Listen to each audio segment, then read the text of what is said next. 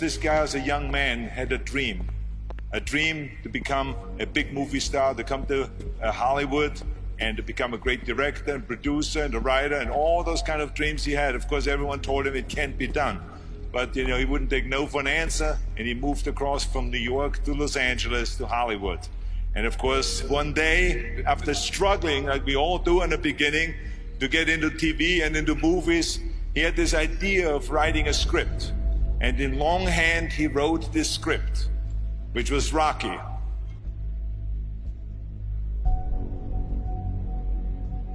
It's all about dreams, you know, and by the way, dreams cost nothing. They're free. The hard part is just keeping them going, and please keep them going, because we're here for one simple reason. He believed in the dream, I believed in the dream, and our dreams come true, and there's no reason every one of yours can't either.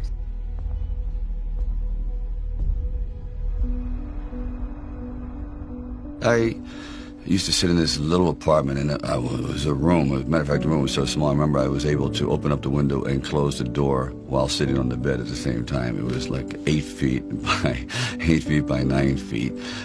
But the one thing about that room, there was really very little distraction. So I would sit there propped up in bed, and I'd go out with my big pen and legal pad and just start writing these stories. And most of them were very, very trivial. But there was something about the process of unrealized dreams. I was always brought back to this subject because I think it's one of the most enduring subjects and one of the most difficult passages for people to accept, that they never were realized in their own lifetime, that they just didn't get that shot. I decided it was a time to come to California, so I went to California. And I moved in the valley, and things weren't going very, very well there. As a matter of fact, I had to go out and try to sell my dog because it was either do that or he just was not going to be very well fed. And then one night, I went to see Muhammad Ali fight. For one brief moment, this supposed stumble bump turned out to be magnificent in the fact that he lasted and knocked the champion down. I said, boy, if this isn't a metaphor for life. His entire life crystallized at that moment. He will be remembered for all eternity, at least among the fight fans. He did something extraordinary. I said, now that is probably what I need as a catalyst for an idea. A man who's going to stand up to life and take one shot and maybe go the distance. So I started to write. And it was one of those writing frenzies. And 3 days later, I came up with the script of Rocky. Now, the script by no means was a finished piece of material. It was probably about 90 pages, and maybe 10% of it remained in the final script, but it was done. I first met Bob Chardoff and Irwin Winkler, and I believe I was there on a casting call. So we're talking a little bit, and I guess I really wasn't right for the acting part. And on the way out, I said, oh, I don't know if it matters, but I do a little bit of writing. He goes, really? He says, yeah, I'm writing this story. I have this thing about wrestlers, and I might do something about boxing. Well, he says, well, bring it around. And I thought, if I hadn't stopped on the way out, you know, that's why I tell all actors or writers, don't give up. Keep talking. Eventually, you might hit a nerve somewhere, and they go, come on back. And if they didn't say, come on back, or bring it later and let's see what you've developed, I wouldn't be sitting here. So I have to give incredible credit to their insight and their patience, and they're willing to take a chance, which it doesn't exist much anymore, unfortunately.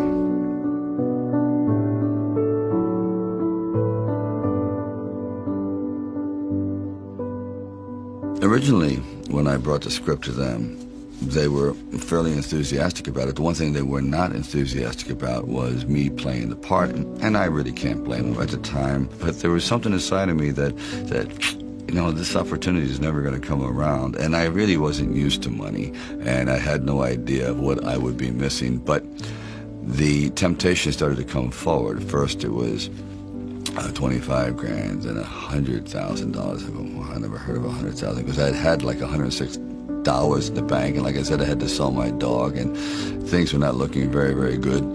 My $40 car had just blown up, so I was taking a bus to work.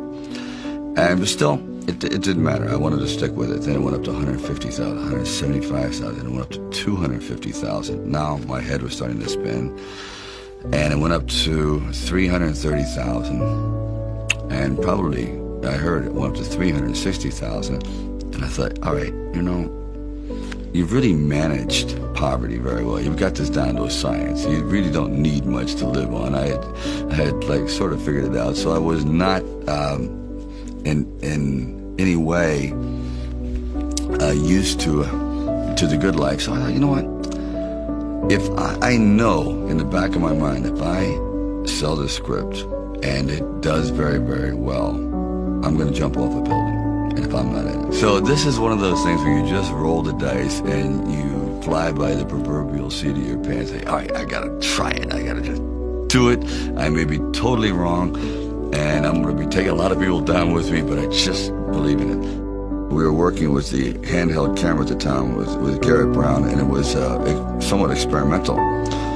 And he'd film me running through shopping malls and up down the steps and flights, curved corridors along the river, until finally my legs basically gave out and I'm like writhing on the ground, and I want to rise up and say, John, I'm dying here. And he goes, no, use it. Use the pain. I said, for what? I mean, I'm in misery. He goes, well, no. You know, it's giving your character, it's giving him some depth. I said, it's giving me bruises. It's giving me like agony. I can't sleep at night. Like the scene where we just jumped down and saw this ship along the dock, this docked along the pier. And he said, just jump out, run as fast as you can along the ship. And I'm running and running. I said, you know what? My legs are buckling. I'm literally going to crash down here. Teeth are going to go, jaw, face. I'm just going to be ground down to this flat-faced image. Please. And I just barely made it.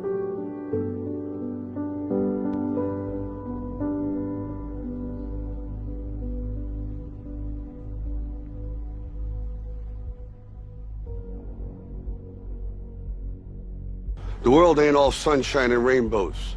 It's a very mean and nasty place, and I don't care how tough you are, it will beat you to your knees and keep you there permanently if you let it. You, me, or nobody is gonna hit as hard as life. But it ain't about how hard you hit. It's about how hard you can get hit and keep moving forward. How much you can take and keep moving forward. That's how winning is done.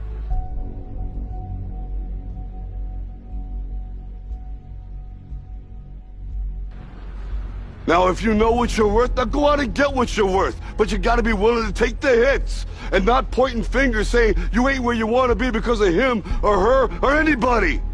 Cowards do that, and that ain't you. You're better than that.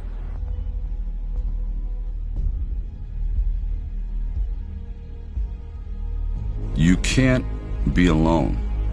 To really succeed, no man really is an island. When you find the right components in your life, the right people that gel with you, then you feel as though you're invincible. It may be a fallacy, but you at least feel as though you can take all that life has to dish out.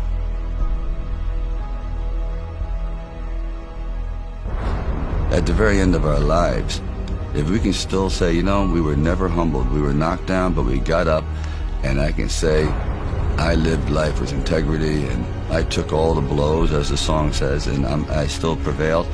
I think that's a good epitaph for anyone.